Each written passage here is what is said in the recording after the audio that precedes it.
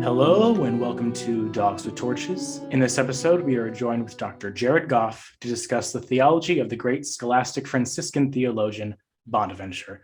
Dr. Goff is the adjunct professor of theology at St. Cyril Methodius Byzantine Catholic Seminary in Pittsburgh. He has taught courses on Bonaventure as well as the theology of Joseph Ratzinger.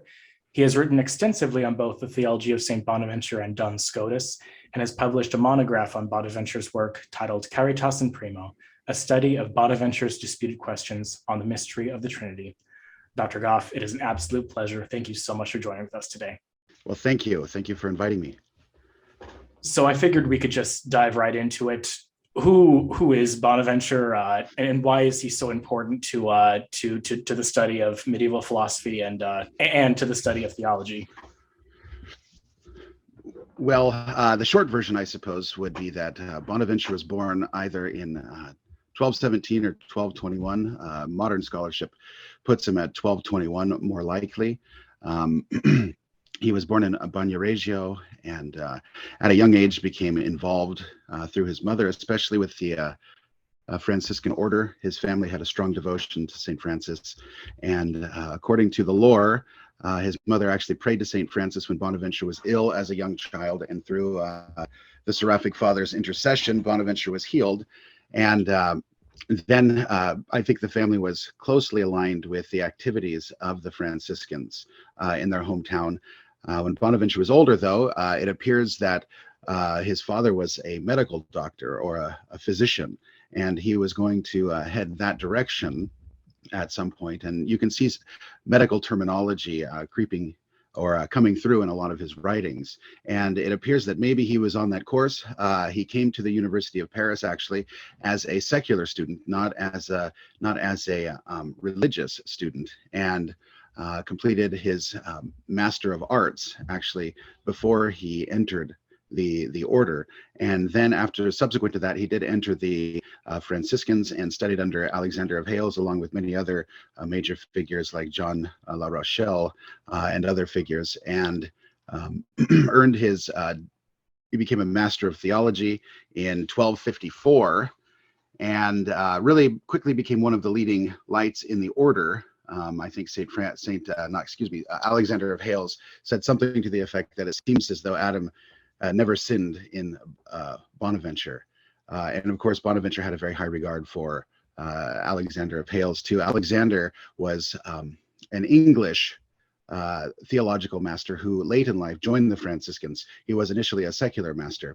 And he is important because he brought in a lot of specifically and systematically Aristotelian thought into theology, and he was one of the first, if not the first, promoter of the sentences of Peter Lombard as the basic text for theology in the Middle Ages. So Alexander was very influential on St. Bonaventure in terms of both his personality, but also in terms of Bonaventure's understanding and use of the sources, as well as his own methodology.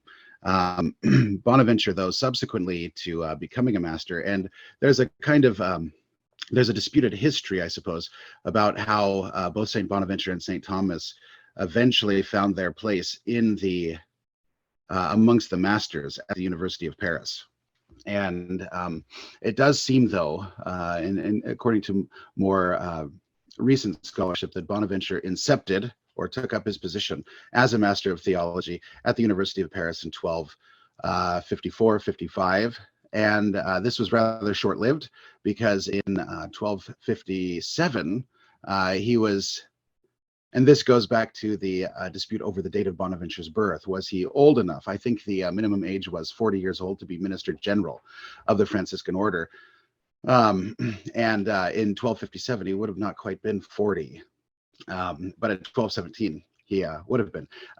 But he was elected Minister General, and then he no longer worked as a master at the University of Paris. Nevertheless, even while he was Minister General, he hung around Paris. He was in Paris quite frequently, very concerned with the theological education, especially how one considers philosophy and the other liberal arts in relation to theology, and ultimately theology in relation to scripture, and how theology itself was understood what's the purpose of theology, and how does a Franciscan who took vows of poverty and founded by a great saint who called himself, unlearned and ignorant, and said, did not encourage book learning. How does one pursue theology under those conditions? And so Bonaventure's response, both during his time as a student but also a master and while minister general, was to articulate a notion of what became, or a vision of what became, kind of the conventual model of the Franciscans, wherein the life of the mind was part and parcel to the mendicant order, because the mendicant order's mission was to preach, along with the Dominicans. And so for Bonaventure, there was a clear understanding that in order to preach, one must know something. But again, one must not engage in idle speculation. One must not engage theological or philosophical topics for mere curiosity. There is the distinction Bonaventure makes in many of his works between studiositas, a studiousness with a clear orientation and end in mind, to the edification of the church, but also the perfection of the soul, as distinct from curiositas, or curiosity, which is which Bonaventure saw as deadly. So he was actually minister general till almost the end of his life, and you might say St. Bonaventure really was the key figure in translating the mystical and spiritual life and insights of both St. Francis and Clare into an order that was missionary, evangelical, apostolic, but also academic. And so his theological mission, in a manner similar to maybe somebody like Gregory Palamas in the East, was to show how the life of St. Francis is an object or an item or a locus of theology, guiding theological method, orientation, as well as purpose in the Franciscan order. And through his legislation, through his cultivation of studies, he presented the Franciscan vision, kind of translated into an academic idiom, while at the same time intending to preserve the evangelical counsels that St. Francis so heavily emphasized, especially poverty and how poverty relates. And so you have the issues of possessions, books, those sorts of things, the conventual life, stability, all of these things Bonaventure had to deal with, because he was really kind of the second part of that second generation, about 25 years removed when he entered the order from the life of St. Francis. And so there was a lot of tumult, as is pretty well known. And I know you had a guest discussing the Franciscans about different interpretations and applications of the rule. And then towards the end of his life, Bonaventure was consecrated a bishop and then named a cardinal by, I believe, his former student Gregory IX, right before and around the Council of Leon, 1274, and then he took a leading role at the council, and unfortunately died on July 14th, the evening of July 14th, crossing over to the 15th, I believe, at the Council of Leon, and he was much mourned by all parties. Just a quick overview, kind of covering the same ground. Regarding his work, his first key work was in both his own sentence commentary on the sentences, or his commentary on the 4 books of the sentences of Peter Lombard. So this was written between the late 1240s through the early 1250s, and then almost certainly revised at various points during his life. And it's very likely that he dealt with. It's likely he wrote the first book on God, on the Trinity first, and then he went to the sacraments, and then he came back to creation and the incarnation, books 2 and 3 of the sentence commentaries at the very end. And so in some sense you can see, and scholars recognize, that book 3 of his sentence commentary is the one that deals especially with the incarnation and the theological virtues, is kind of the most perfect or polished of the 4 books of the sentence commentaries. However, it's pretty widely recognized that as an exemplar of sentence commentaries, St. Bonaventure's is at the top, and everybody read this for decades. if not centuries, after St. Bonaventure, because the work was such an outstanding work of commentary. And during that same period, a little bit of overlap, he also wrote his commentaries on the book of Luke and his other scriptural commentaries as an exercise of the student, a biblical bachelor at the University of Paris. During the final years, right as he's transitioning into the master's phase, so you're looking at about 1254, 1255, he wrote his famous De Reductione, the reduction of the arts to theology.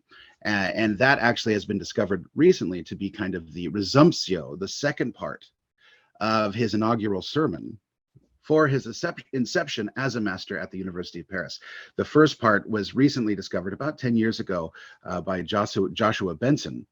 And this is called, what is it? Let's see the title here. It's Omnium Artifex Docuit Me Sapientia. And this is basically all things or all the the artifices of creation have been taught me by wisdom. And this was really a twofold inception sermon, kind of bringing together and synthesizing his vision for theology. So the first part really began with theology and the interpretation of scripture according to the four causes of Aristotle. How do you unite these things together? And then that was probably delivered over one day, maybe an afternoon. And then the next day he took up the resumption of his inaugural sermon. And this is the text of the famous De Reductione Artium ad Theologiam, the famous reduction of the arts to theology, which we've always had. And this is basically then showing the division of the sciences and ordering them hierarchically, and showing how all the lower sciences move in a hierarchical fashion and find their fulfillment, both in terms of order, but in terms of their ultimate meaning and purpose in theology. So all the philosophical disciplines are ordered to theology. So you kind of get the orientation of Bonaventure's mind is that theology has a certain priority, but it has a finality too. And then this is how one achieves wisdom. And the division of this text was followed more along the lines of a Stoic outline, fairly common at the time, but embracing and kind of recapitulating and resituating Aristotelian causality in his broader context of the theological project. And then subsequently to this, you find this is kind of a statement of Bonaventure's theological and philosophical worldview and methodology and vision.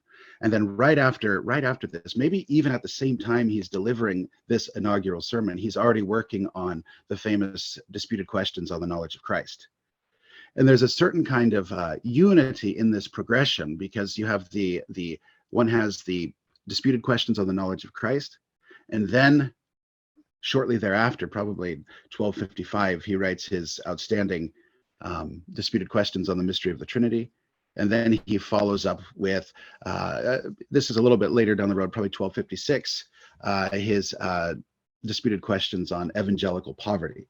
And so it's quite interesting, because they form a kind of trilogy where he's working out in terms or in the context of disputed questions, his own approach to theology as it was being, in a sense, reconceived and reframed at the time because of the rise of Aristotle. Now, people had Aristotle's logic. The church had Aristotle's logic forever, basically. Boethius was a very important conduit. But in the 11th and 12th centuries, there was both the rediscovery of the full corpus of Aristotle, so including all of his metaphysics, his physics, his meteorology, his ethics, all of these questions in the West, because of the encounter with Islam in the East. And so not only were you encountering Aristotle and his metaphysics, you were also encountering Islamic commentaries, especially Averroes and Avicenna. And so the church is having to deal with now a kind of competing paradigm, because Aristotle was clearly the master of logic. They also had some Platonic texts and Neoplatonic texts, but now Aristotle coming into the forum of the Catholic academic world in the West, suddenly you have this vision of the world that seems incomplete. Seems complete in itself and explanatory of everything. So how does theology fit in? And so this is what Bonaventure is essentially engaging in these early texts. He's providing, well, how does Aristotle's causality fit into the interpretation of Scripture? And then how do all these other philosophical disciplines relate to theology? And then in his disputed questions, what he's dealing with then are fundamental questions of anthropology, epistemology, and then really the what Bonaventure would call the resolutio plena, the full resolution, as opposed to the resolutio semi-plena, a partial resolution that theology provides with respect to even questions of being in comparison to philosophy. So if philosophy gets you to a first being, well, what is the nature of that first being? Is it one? Is it triune? Is it free? Is it a necessitated cosmos and a necessitated creation? All of these questions he's dealing with in these texts. And then finally, there's the social impact or the social component of Bonaventure's vision in his disputed questions on evangelical poverty, because he's dealing specifically with what is the vocation of man, what is the distinction of the vocation of St. Francis and the Minorites vis-a-vis the church at large. How do they fit in? How should they be understood in a concept of an organic whole, organic, ordered, hierarchically structured, mystical communion? And so in some sense, you have anthropology, epistemology, then you have metaphysics, Trinitarian metaphysics ultimately, and then you have a commentary on, well, how do you live the evangelical counsels in this context? And so, and then how is this applied practically? So this is about 1254 to 1256. You have this brilliant trilogy kind of bringing together and then expositing Bonaventure's own vision as distinct from a vision that was determined by the outline mainly of Peter Lombard. And here's a difference between, say, Bonaventure and later Scotus, and also St. Thomas, when St. Thomas commences his Summa Theologiae in the 1260s, is that Scotus, while following the outline of Lombard, he would add questions, and then he would just talk forever about a given set of questions, or a given question, a given set of questions, and just skip over other questions. I'm sure certainly he dealt with it, but he didn't give it the kind of balanced attention. And then of course St. Thomas came up with a different outline altogether, right, and the outline of the Summa. And so that outline then became dominant, probably really in the church about in the 17th century.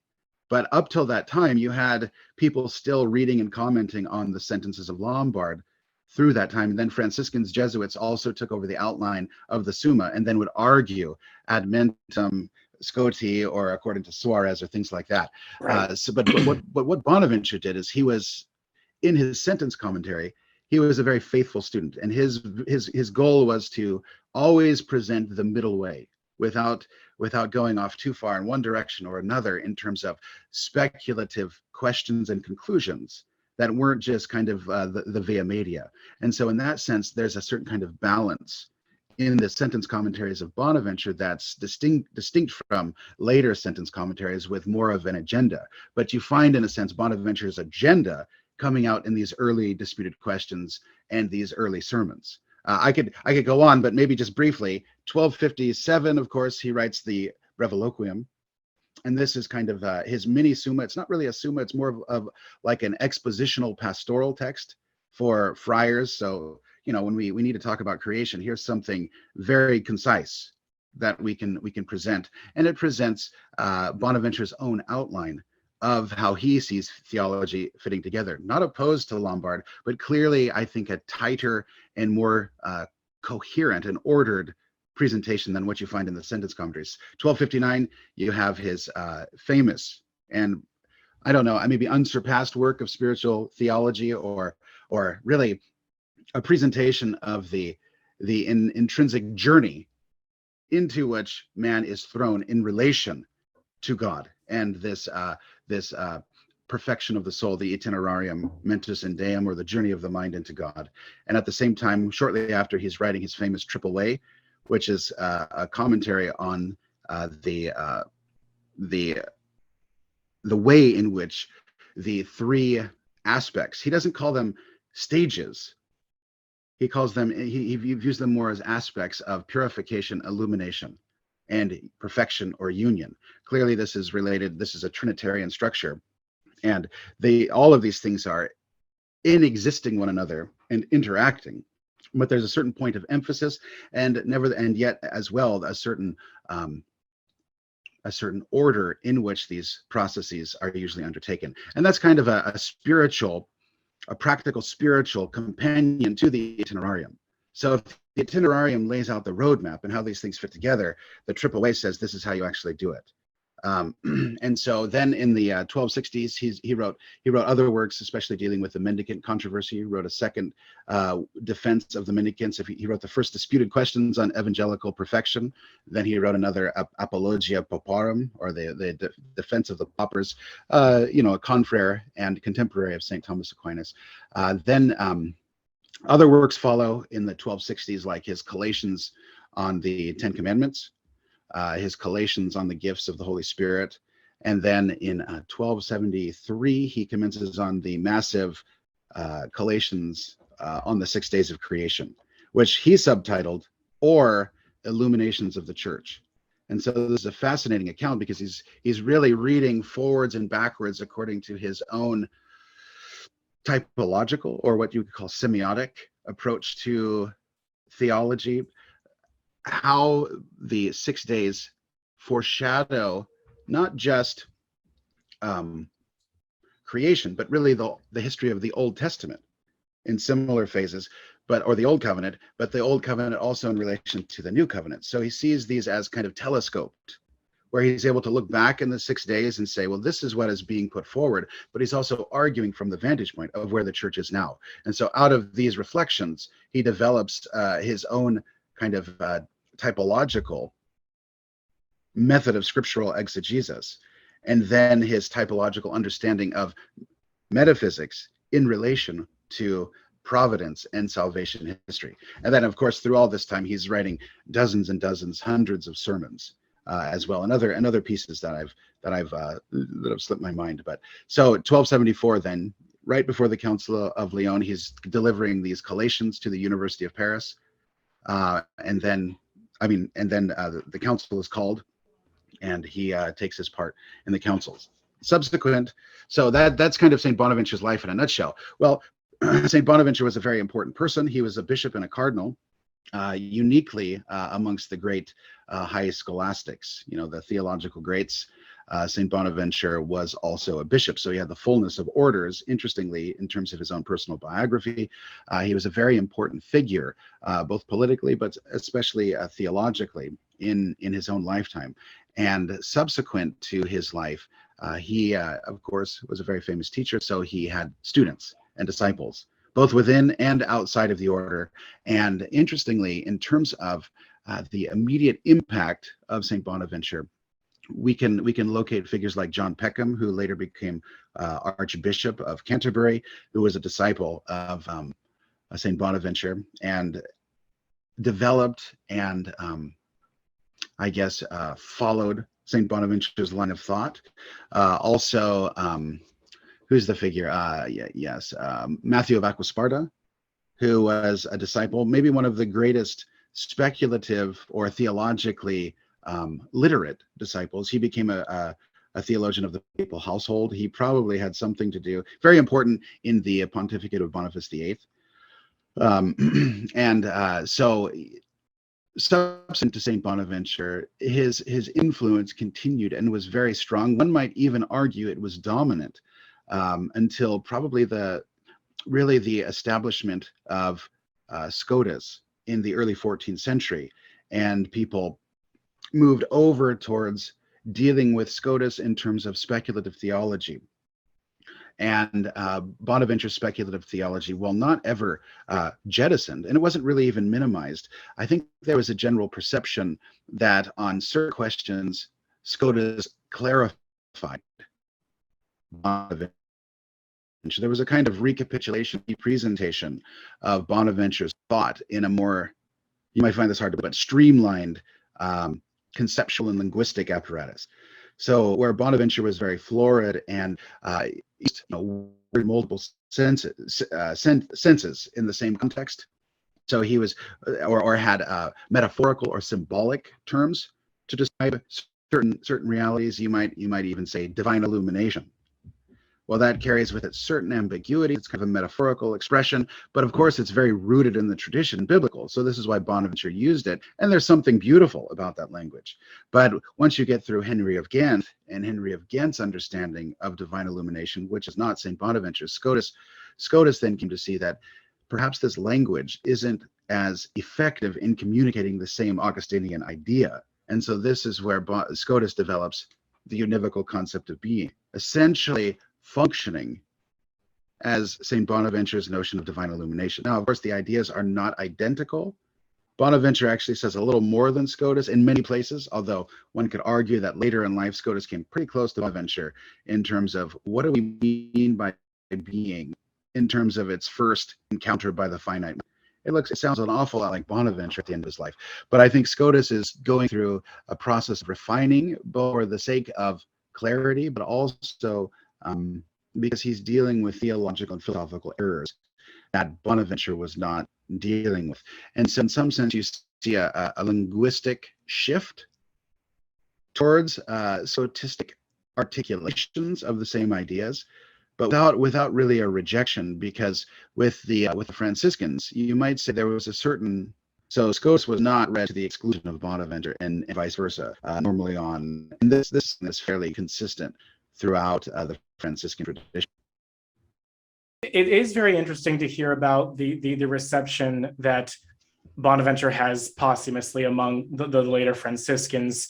And if I may ask, what is the reception that we have of Bonaventure much later on, like in the 19th and 20th centuries? I ask this question just because it really seems like from Aeterni Patris onward that there's I don't want to say that there's a patronizing portrayal of Bonaventure, but there's definitely like this, at least in the popular sort of neo-Thomist sphere, a desire to sort of kick him to the side and say, okay, he's a nice mystic, we get that, but I don't think there's anyone that really wants to take him head on as a serious thinker in his own right, at least until much later in the 20th century. But I could be wrong. Well, yeah, I think that's a function of at least two things. Is that some of Bonaventure's most important works of theology, the disputed questions we've already discussed, they were actually somehow lost. And the last citation we have of them is from Peter John of Olivi, a student of Bonaventure, and then got into a bit of trouble for his understanding of the relation of the spiritual or intellectual soul to the body at the Council of Vienne. And he also was considered more aligned with the spiritual Franciscans in terms of how the order should run, those sorts of things. But he was nevertheless a great student and one of the most brilliant minds of the Middle Ages. But these disputed questions last show up as being mentioned by Peter John of Olivi, who died in 1298. And so for some reason, if they're cited or treated, they're not treated, the documents, the disputed questions, they're not dealt with explicitly. So it seems as though somehow got put on a shelf and fell out of memory for several hundred years, because it's not until the 1870s, during the kind of the great effort to revive scholasticism amongst both the Franciscans and Dominicans, that this a certain Fidelis Afana, he was a Franciscan scholar who scoured all the libraries in Europe for works of Bonaventure. He was the spearhead and director of the Quaracchi critical edition of the works of Saint Bonaventure, that were published. Now the dates are, I'm forgetting the dates, but in the last volume came out in 1902. So the 1880s, 1890s, early 20th century. And he discovered these works in a manuscript together, and he realized we have something here. So there is the problem of the fact that some of his more technical works, because these disputed questions probably are his most technically rigorous works, were lost for centuries. So you have the sentence commentaries, which everybody believes was brilliant, but in some ways, people became more interested in particular questions. You know, what was the motive of the incarnation? You know, is subsisting opposed relations really the sole constituent of a divine person, or is it by way of origin? or mode of origin, to be more clear. Right. And so people moved on to other figures, and then they had mainly the mystical and exhortatory writings, as well as the Collations and Hexameron. But the Collations and Hexameron is a very massive and difficult work, and it was left incomplete. Bonaventure only got to the fourth day out of the sixth, or the seven, if you want to include that. So I think there were practical difficulties because we didn't have the full representation of Bonaventurean thought, and in a sense, some of the discussion had moved on, and it was just easier, perhaps. And this is another component. It was easier to just look directly at Thomas or Scotus or their commentators, because they're going to tell you exactly what they mean.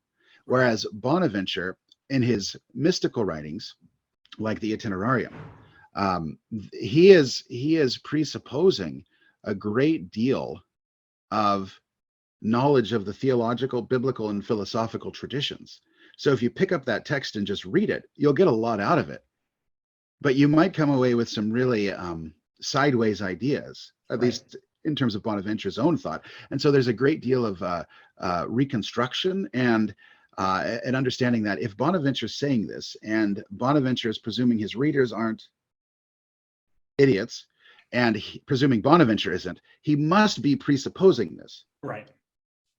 But most people don't move into that realm of what he must be presupposing in order to arrive at his conclusions. They take an expression at face value in a literal sense, and then move him into the realm of some sort of strict form of ontologism or things like this. And this was a big issue in the 20th century, and that became kind of the 19th century, and that became a big issue in terms of Bonaventurean scholarship, is defending him from these various charges of heresies. Right. And so you lose kind of the thread of, well, what's Bonaventure really saying, and what are his philosophical presuppositions, and how does he argue his position? And another component is that we can come back to that. Okay. And so there was the issue of interpreting Bonaventure. Here's what I was going to say, is that because Bonaventure, like Etienne Gilson said, 100 years ago, lived and wrote in a biblical and philosophical idiom that was not yet transitioned into the then modern idiom of Aristotle. Bonaventure knew Aristotle perfectly, but he felt no obligation to translate Christianity into Aristotelian idiom. St. Thomas and Blessed Duns Scotus, they were more willing to do that. And so I think in some ways then, coming back to Bonaventure in the 19th century, which had, by the time you arrive at the 19th century, especially when Bonaventurean and Thomistic studies were recommencing, you had a situation in which Catholic theology and philosophy had become quite eclectic. Mm. And so the philosophical foundations, because of the kind of the severing of the scholastic tradition after the French and then Italian revolutions, there was, you kind of lost the thread of the philosophical idiom and language. Plus with the Franciscans, with the exception of the Capuchins, but even that should be qualified in the 16th century. With the Franciscans, they had also transitioned into a Scotistic idiom without rejecting St. Bonaventure. So when you had the break of the Franciscan Scotistic school with the revolutions and the secularization of their institutions, you had a hiatus. And so people coming back to Bonaventure, well, what were they reading Bonaventure in terms of? Probably eclectic Cartesian Hegelian philosophy dealing with Kant, or they're just reading him in terms of St. Thomas. Right. And so they're, in a sense, projecting foreign philosophical presuppositions and even a philosophical framework back onto St. Bonaventure, coupled with apologetical issues of, is Bonaventure really an ontologist, that sort of thing.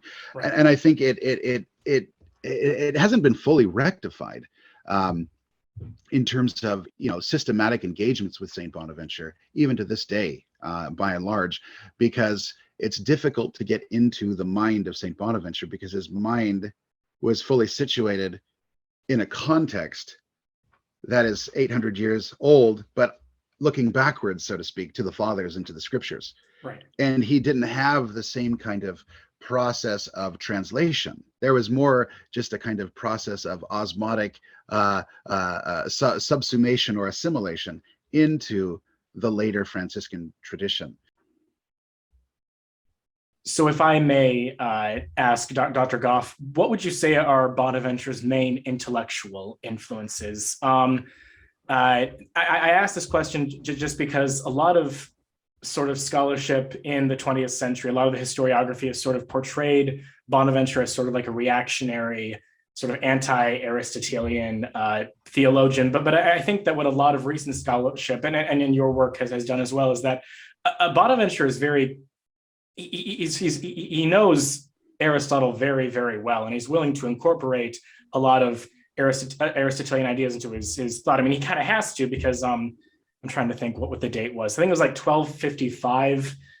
Aristotle kind of, it's part of the new curriculum of the Parisian University that he has to be taught. You have to teach Aristotle. That's right. March 19th, 1255, Aristotle's full corpus, including the so-called Libres Naturales, the books on natural philosophy, became part of the curriculum. So every student or every master had to comment on the books. And so but this goes back, although the natural philosophy books, including metaphysics, physics, ethics, they were proscribed at the University of Paris. Nevertheless, there's a student guidebook, I think, I'm trying to remember, I think from the late 1240s, maybe 1248, that lists the readings. And it was kind of this samizdat, or what, this forbidden kind of literature, but it showed what the students were reading even before Aristotle was officially required. They were still reading all of Aristotle, so they were reading and dealing with it, but kind of sub rosa, not officially. And so all of those teachers and masters and students would have been exposed to one degree or another, and the masters much more so, the entire corpus of Aristotle. In terms of St. Bonaventure's intellectual influences, well, of course, he was fully versed in his contemporary context. I mean, I'm sure he's dealing with names that we no longer recognize. They're not household names anymore, but they would have been. So he was very much of a contemporary theologian and philosopher in his own time. But the special influence were probably the Cistercian aspect of St. Bernard, St. William of Thierry, in terms of especially spiritual theology, very much the Victorine school. He loved the Victorines, he loved Hugh, and his method. In some ways, the De Reductione is an application of Hugh of St. Victor's Didascalicon. He very much also loved Richard of St. Victor's work on the Trinity. His De Trinitate took key concepts from Richard in his own formulation of Trinitarian theology, but also his definition, a definition that St. Bonaventure used of the person that was distinct from Boethius. We could perhaps touch upon that. So, of course, the Victorines, St. Augustine was the theologian for St. Bonaventure, along with Pseudo-Dionysius, another major figure. And Pseudo-Dionysius interpreted kind of in a Proclean way, from his reading, rather than a Platinian way, rather than through his reading, especially of what he took to be the final component of Aristotle's metaphysics, the Liber de Causas, which is all about the understanding of order, primacy, firstness, priority, and causation. And so he took key notions of hierarchy from Pseudo-Dionysius and elements of his theological language from Dionysius, and in a way brings together Bonaventure and Augustine and the Dionysian tradition in a synthetic whole that I think is actually quite marvelous, that comes through, and especially in his later writings. Other figures very important, of course, were the Franciscan school under and with Hales, of which he was a part. So you have Odo Regali, if I'm remembering that right, Jean La Rochelle, Alexander of Hales himself, a whole kind of group of Franciscan scholars at the University of Paris. Who are some other important figures? I think in many ways, St. Gregory Nazianzus was an important figure through the translation of Rufinus. I think lurking in the background were certain texts and elements of John Scotus Eriugena. I think filtered through.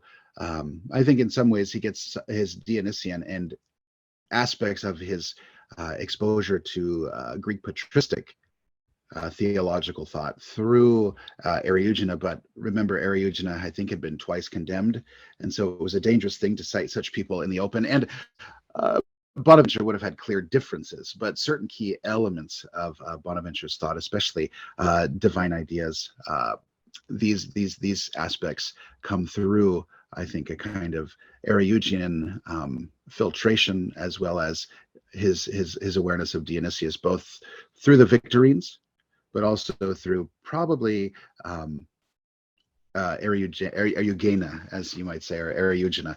And then another big, very important figure, and I'm sure I'm missing important ones, is St. John of Damascus.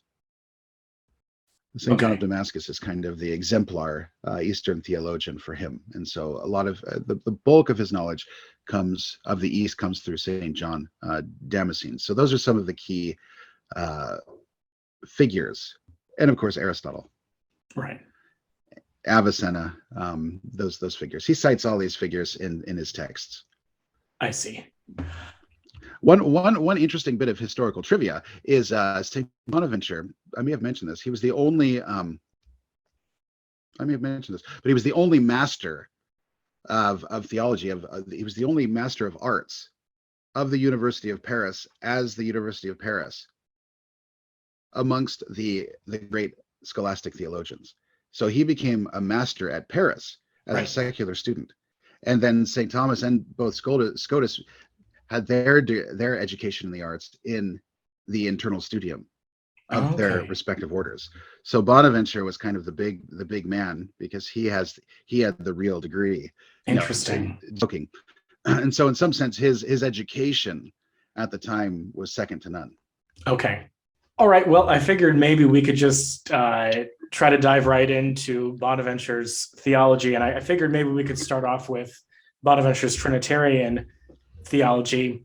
But before we discuss Bonaventure himself, I figured maybe it might be a good idea to maybe lay the background groundwork to sort of what Trinitarian theology was in the medieval era. So if I can ask, there were different models or ways of conceptualizing the Trinity for medieval theologians. And if I can ask, what were some of the more predominant models for describing the Trinity? Did they follow a sort of thinker or patronage?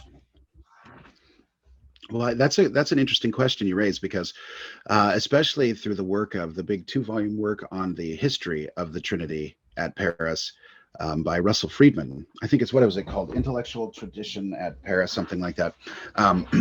What he shows actually is that you have in the Latin West, and really in the Greek East at the same time, you had a kind of florilegia, and you had texts on the Trinity, especially, of course, St. Augustine's De Trinitatis, clearly, or De Trinitate.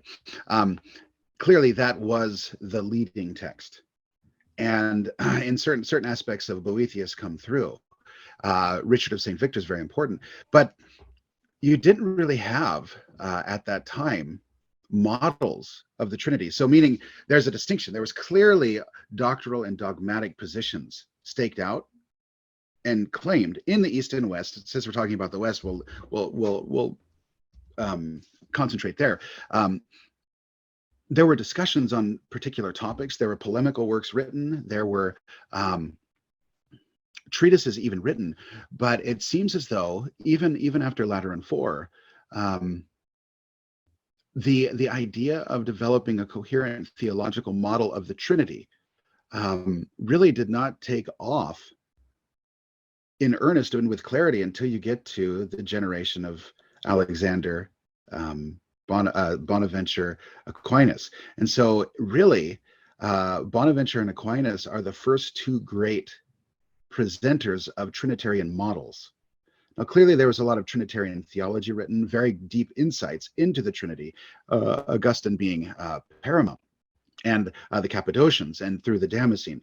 But in terms of this notion of models, really the so-called subsisting relations model that St. Thomas will articulate and argue for, and the mode of origination model, or the emanation model, that Bonaventure and the subsequent Franciscan will take over and advocate. They actually didn't arise until the late 13th century. And so in that sense, Thomas and Bonaventure are really kind of the first two presenters in the Latin West of theological models of the Trinity. So in that way, it's easy to just start from Bonaventure and Aquinas, because there wasn't really the systematic effort. And there were many figures subsequent that really don't fit into a Thomistic or Franciscan articulation of the Trinity.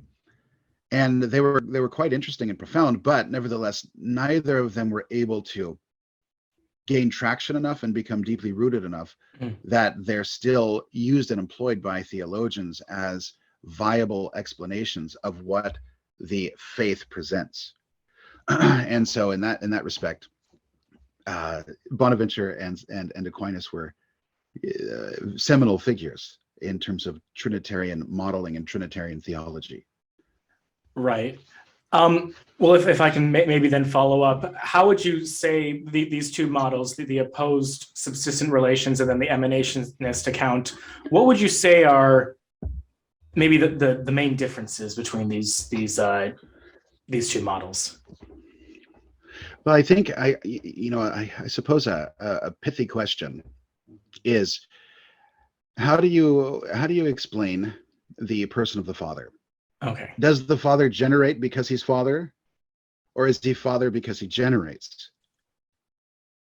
And depending upon how you answer that question will in effect determine the entirety of your theological account of the Trinity. Right. And so St. Thomas will say the Father generates because he's Father.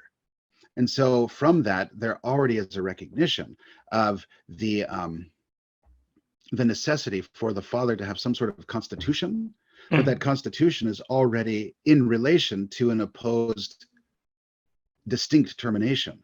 Right. And so he's Father, he generates as Father. Whereas St. Bonaventure and Scotus will answer it the opposite way. No, he's Father because he generates. And why does he generate? Because he's first. Right. Because of the inner dynamic of perfect being, there is a necessity of generation and procession. As I understand it, under the emanationist account, the Father is already constituted as a person, sort of logically before the generation of the Son. He's not a son because, he's not a person because he generates the Son and then the Holy Spirit. Prior to these emanations, he's already constituted as a hypostasis. Is that correct, or am I mistaken? Well, yeah, there's a subtle distinction that Bonaventure discusses in questions 27 through 29 of his first book on the sentence commentaries, and then this is developed and redeployed in his disputed questions on the mystery of the Trinity and subsequent. And so he would never say the Father is constituted as a person prior to the generation of the Son, but he would say in any relation, the relata are prior to the relation, and in any ordered relation, the first must in some way be prior to the second. And so what he does is he calls the Father, this is one of the five notions in terms of paternity, filiation, passive, active, and passive spiration. Those are the four common notions or characteristics, something again that was developed in the high medieval period precisely to deal with these questions, because how do you deal with one essence and three distinct persons and then different actions imminent to the Trinity that aren't common to the Trinity? So how do you deal with this? So a notional action is an action of the person through and in the essence, but it's not an essential perfection, because if it were an essential perfection, like the will or the intellect, it'd be common to all three. Right. All And three so would possess it. it'd be utter nonsense. But there was a fifth notion or characteristic called innatabilitas. That means Okay. unbegottenness. Right. And the Father is uniquely unbegotten. And that's a kind of privative way of saying he's absolutely first. And Right. so Bonaventure would say the first is fontal plenitude. That's the positive way, because for every negation, so Bonaventure argues on the basis of Aristotle, he cites Aristotle, for every negation there must be a position or an affirmation. Mhm. In order to say something negative, it implies something positive. But that positive, in this sense, the absolutely first, is highly mysterious. And so in some sense, the person of the Father is always in a prime position, eternally in a prime position, to the Son and to the Spirit. Right. But that doesn't follow that prime position means he moves from a state of not being father to father. Okay. The I Father see. is always fathering, and then he makes a sub-distinction. So the Father is always communicating the divine being. So he's not a person, he's not constituted before the generation of the Son, because they're identical in being. Right. And so in that sense, there's no temporal duration. There is a logical order, and there's a personal order, but the personal order doesn't pertain to the perfection of essence. So there is a hypostatic priority and personal priority of the Father to the Son, insofar as the Father generates the Son, but the Father generates the Son eternally and infinitely. And so there's no movement through time or change. Right. Right. And this is where it gets to the really interesting thing. And this pertains directly to concerns of the Eastern Church in preserving the monarchy of the Father. Right. Is that he does say the Father is fontal plenitude. There is a noble position of being first in relation to second and third. But you only have the full perfection or constitution of the person in terms of the actual act of generation. So the Father is Father by virtue of the termination of the divine being via generation, via communication from the Father to the Son, insofar as and inasmuch as the Son is a termination of that communication. So he has this interesting relation or interesting discussion on the relationship between origin and term. So originatively, you say the Father is first. Mm-hmm. But he's not perfectly Father. There's a hypostatic reality. And here we're feeding back into the logical priority of trying to negate that the Father is somehow before the Son in terms of moving from being to non-being, that kind of movement. Right. While at the same time saying there's something essential in generation and the termination of that generation in a distinct hypostasis, the Son, that then is fully manifests and fully establishes the property of paternity. And so Bonaventure will say the Father is first by virtue of being fontal plenitude. Mm-hmm. But the Father is Father, has the property of Father by virtue of the termination of the Son via the Father's act of generation. And so he distinguishes then between origin and termination within the same being without the distension of time. He's saying this is an eternal act. So the Father is always fathering. Right. And so in that sense, there's a priority and a dignity of the Father vis-a-vis the Son as a person, because he's the source of that person. But it's not as though the Father exists as a proto-father and then he becomes the actual Father. That's the language of Friedman. Yeah, Friedman uses it. I think he's getting at a logical ordering, but the logical ordering is simply trying to wrestle with the affirmation that the Father is first and source, and that the Son is co-equal and co-eternal with the Father. I see. So how do you bring those two together? Bonaventure just says there's a position of eternal productivity that stems from the first, and that eternally terminates in the second. I see. And so there's simultaneity in being, but yet there's order in person. So there's never a state in which the Father isn't Father, but he's always fathering by virtue of being first. I see. Whereas St. Thomas, because I mean, of course, it's difficult to reconcile, but because he begins really with an understanding of three hypostases. He's having to deal with, well, how do you distinguish between the hypostases that already exist conceptually? So you begin with one being three hypostases.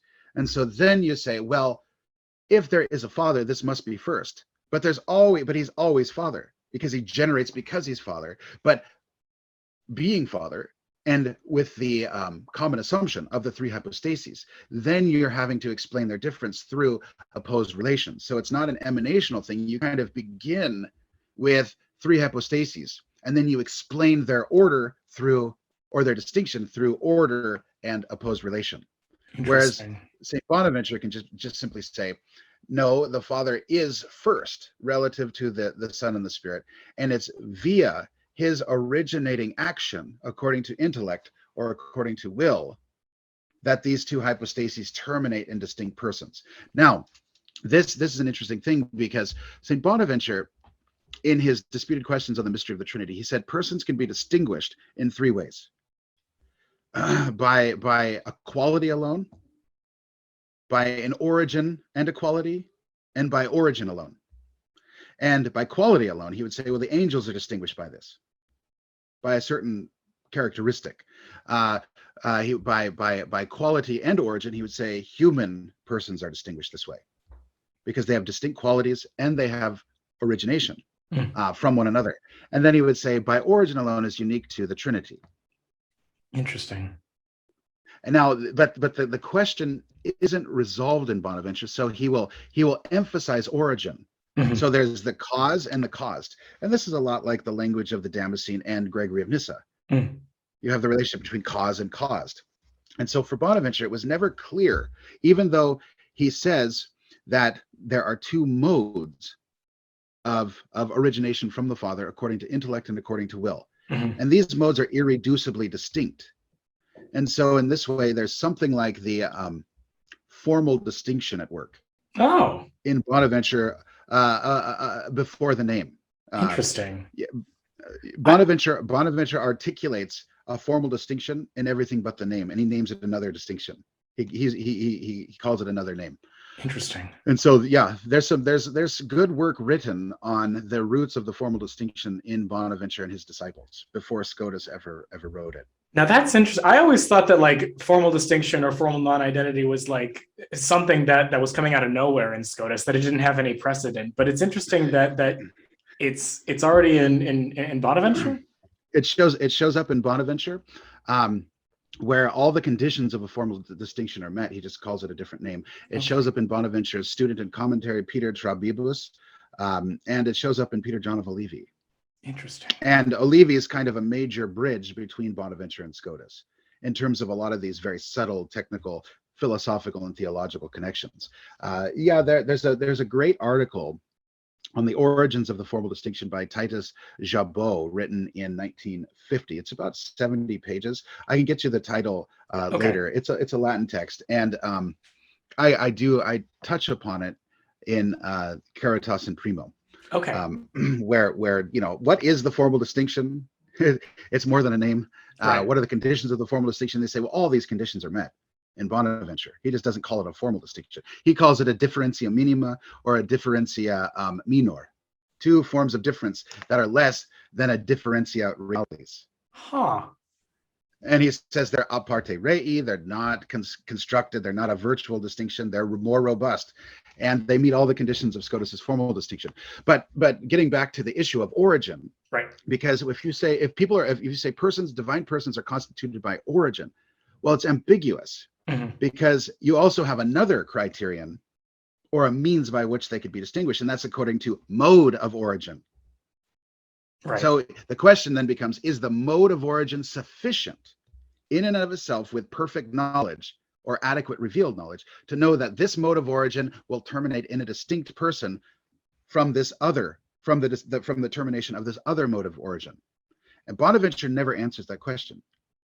He gives a very robust account of the two modes of origin, mm-hmm. and he says that persons are constituted by origin alone. But because he never brings fully together in his own mind whether or not, or he doesn't address the question directly, whether mode of origin would be sufficient, then he doesn't specify how mode of origin relates to constitution by origin. Interesting.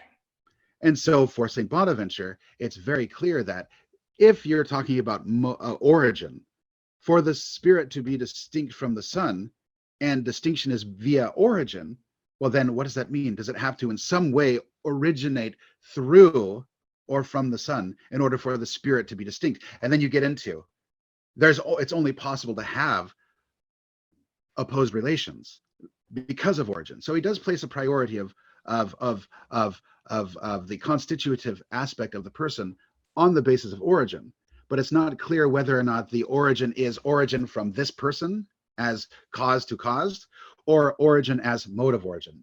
So he really articulates both sides of the equation without really directly addressing the later question of Scotus, is whether a purely emanationist model is sufficient to distinguish the persons just simply by mode of origination. Bonaventure will say it is by origin, and he will emphasize modes of origination, but he never addresses whether it must be originated from this person to that person in order to distinguish. So he'll prioritize origination, but he'll also say opposed relations are also necessary to distinguish persons. And so that's where he is. And so he says it's both. He gives a certain kind of order to origination because he's emphasizing the priority of the Father. But he's also saying subsisting relations must obtain. Scotus doesn't deny that, neither does St. Thomas.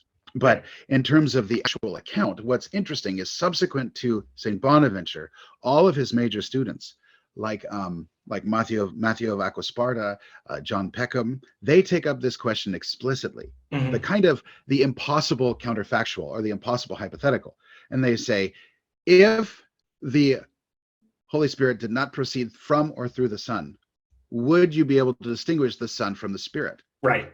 Bonaventure doesn't directly address the question because he doesn't see the interrelation between his wonderful and clear and robust account of modes of emanation in relation to origin. He doesn't ever bring those two together. But it's interesting that direct students of Bonaventure did understand the import of that question.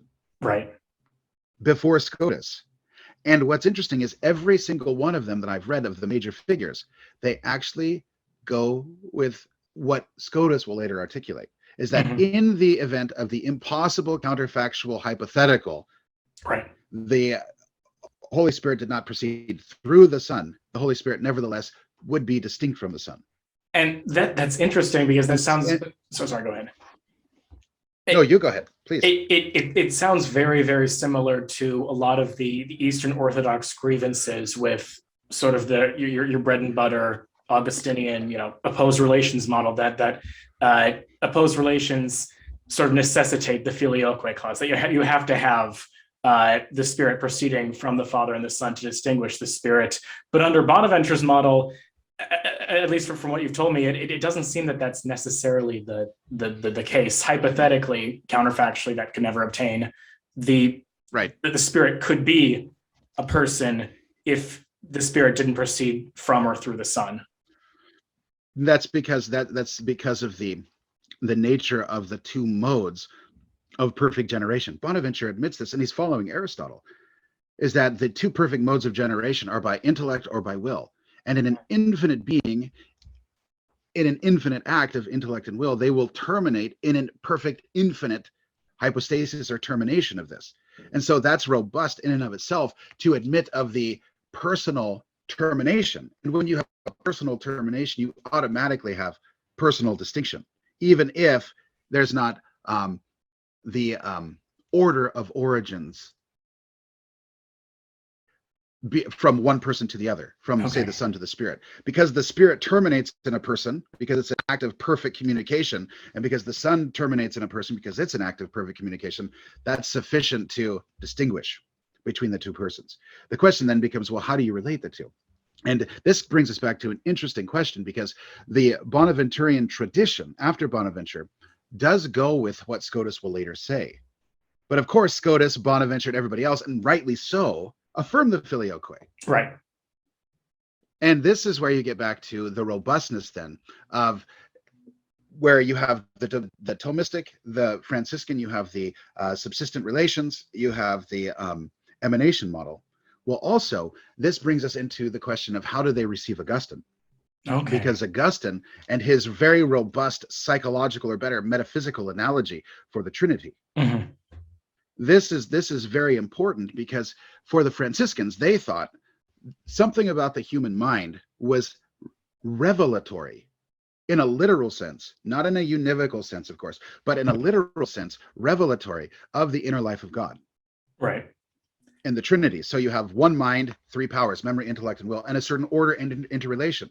The Dominican, or Thomistic, rather, tradition was more willing to see this as a kind of metaphor, but not to be taken too seriously. Mhm. And so, speaking to the Franciscans, then, a very strong reason why the filioque is important for the Franciscans is because, if we can get back to it, this has implications for St. Gregory Palamas. Mhm. Very, very interesting implications, and perhaps potential tensions in his thought. But getting back to the Franciscans, is they took the psychological analogy or model of St. Augustine as something literally revelatory of the inner life of God. Thus, it comports with the order of persons, the taxis, Father, Son, Spirit. So there's a priority. And they say, well, Father, Son, Spirit, the Son is the Word. The Spirit is the act of union through the mode of affection or will. And so they said, well, this looks an awful lot like what Augustine, and Augustine already said it, this looks like the relationship between memory, intellect, and will. Mhm. Memory is nothing except that position from which the soul expresses itself first in understanding a word, and then through and by virtue of that word, an act of affection.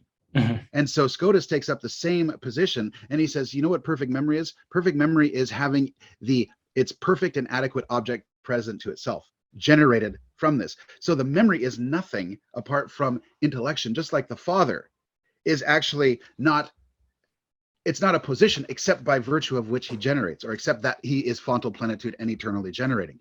And he said, and the Franciscan said, well, if there's this close analogy, there's an order, because the natural act precedes the voluntary act in logical structure. And Mhm. so if there's an order between these acts, the natural act, the inner word, will terminate prior to the act of love, even if the act of love, so to speak, in the human soul is the completion of memory and intellect, and in a sense is more noble in itself as completion and as free and personal. Well, in a similar way, I'm not trying to subordinate or imply this, but when you apply this logic of the psychological analogy of the Trinity, you're left with the realization that the Father is Father, and he's Father in a structural sense prior to the sending of the Spirit, because it's called the Spirit of the Father. And if he's literally the Spirit of the Father, he has to be Father. And so in some logical order of persons, the Son terminates, not as point of origin, because remember, will and intellect both proceed from memory simultaneously, but the Mhm. order of termination is distinct. Intellect terminates prior to will. And in a Mhm. similar way, the Son will terminate in a mode of generation via intellect prior to the termination of the Spirit. So insofar as the Son is a termination of the natural act, the Son will have everything of the Father except fatherhood, vis-a-vis any other act of procession. So in that sense, the Father communicates the power of spiration, originating primordially from himself, but terminating in the Son, such that the termination of the Spirit, not the origin, the hypostatic origin of the Spirit is in the Father solely, but the termination is through the Son. And insofar as it's through the Son, then the Son gets the power, the vis spiritiva Mhm. of the Spirit from the Father prior to the termination of the Father. And so this is why this is the root reason why and how the Franciscans argue for the filioque is Mhm. not primarily in terms of subsisting relations, but because the order of persons, and taking very seriously the kind of canonical and dogmatic, quasi-dogmatic status of St. Augustine in his psychological analogy. And so they really work this out, and they say the filioque must be true because there's an order of persons. And the human mind, the relationship between memory, intellect, and will, reveal how this order of persons would fall out in God. Fascinating. So if I can maybe shift the conversation a little bit to another topic that Bonaventure takes up is sort of the subject matter of the arts, the liberal arts, the sciences, and their relation to theology. One of the most famous works, and you've talked about it a little bit, is that Bonaventure writes is the De Reductione Artium ad Theologiam, on the reduction of the arts towards theology. If you could say a little bit about that, what is that work, and sort of what is Bonaventure trying to argue in that work? Yeah, thinking back to what I already said, essentially Bonaventure is presenting the different arts and disciplines of the medieval period and showing how they both presuppose, in fact, in reality, and in the Christian world, the Trinitarian God, and a Trinitarian God that created for a certain purpose that we may become good. And this is what Bonaventure says the purpose of theology is. So theology is a speculative discipline, but its speculation, just like intellect, is never, while a perfection, while a noble characteristic, it's never meant to stand alone. It's meant to move into the effective life, union with the source. And so we know in order to love, and in loving this knowledge, and with this knowledge, we sanctify the intellect and we become good. And in the same way, the structure is really Bonaventure sees as the kind of overlay to all of God's activity ad extra, because this is God's, it's a reflection of God's activity ad intra, his inner Trinitarian life. In a sense, the Spirit is the bond or nexus or gift, the complement, the completion of the Trinity. And so in the intellectual life, in the social life, it's ultimately going to be love or affection or charity, community, union. That is the perfection of whatever endeavor it is. And so Bonaventure sees that there's a hierarchical order then of all the arts into theology, because they both presuppose theology, meaning theology proper, God in himself, and they culminate in a theological understanding and reflection in order to love that God who's revealed through creation, through the arts, primarily in scripture or theology, in a state of grace, in a state of charity, within the Christian life. And so Bonaventure is essentially taking these different disciplines and saying how they relate to each other. So he begins with the arts that are, he says, below us, and these are things like I'm drawing from memory here. It's been a while, but things like agriculture, Right. carpentry, those ideas. And he's saying these are in a sense below us, but these are for the sake of knowing things outside of us, dealing with things outside of us, the physical world, what he calls the vestiges of the Trinity. And so we deal with the vestiges through these arts. And so you move from these lower kind of mechanical arts, these artisan aspects, to the philosophical discussions of like physics and how these natures are the created order as constituted by God and as a manifestation of his goodness and his power, how we interact with these. And so in a sense, the lower arts are for the sake of and ordered to the external reality, the art about the created order. And the created order, though, however, is manifesting and reflective of God's will, and for the sake of God's will being accomplished in our own lives. So you have the physics, and then this moves into a discussion of metaphysics and its various subdisciplines. And so these arts are then related to ultimately metaphysical and ethical questions. But metaphysics and ethics, namely what being is in itself, but in its source as well, primarily, and how then, knowing these things, you relate, whether in society or as individuals, to the source of being and the nature of being itself. So ethics and metaphysics are then, or morals, metaphysics and morals are then related to the study of theology, which gives us not the partial resolution to, like the categories, but really to the persons of the Trinity and the order of salvation history as revealed in scripture and then lived out in the church. And so in that sense, Bonaventure is saying, well, all of these things come from the Trinitarian God and are ultimately led back to the Trinitarian God. And so he's giving an account of the kind of metaphysical order of things.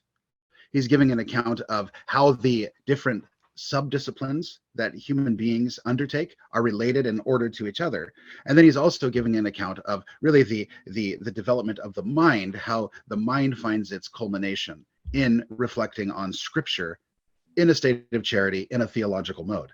And so in that sense, all of the arts traced back to it, and it's not as though theology is at the end of the line in a horizontal, even though this is often the way things fall out, because you know, the knowledge is of being is subsequent to the reality of being. So we begin with partial things, move to a more unified whole. We arrive at these universal notions. And so in this sense, then, through this very process, this kind of itinerary of the disciplines, we arrive back at our starting point, which is theology proper. And so that's what he's trying to articulate, is that the created order is created. It's not, you can't accept a kind of emanationist or eternal finite reality. There's something specifically created, and then this created reality has a purpose. And this purpose is theology in its highest mode, in order that we may become good. And this can be, Bonaventure divides theology in the Itinerarium, but also in his earlier sermon on Christ, the one teacher of all, into another Bonaventurean triad. We haven't really mentioned his triads.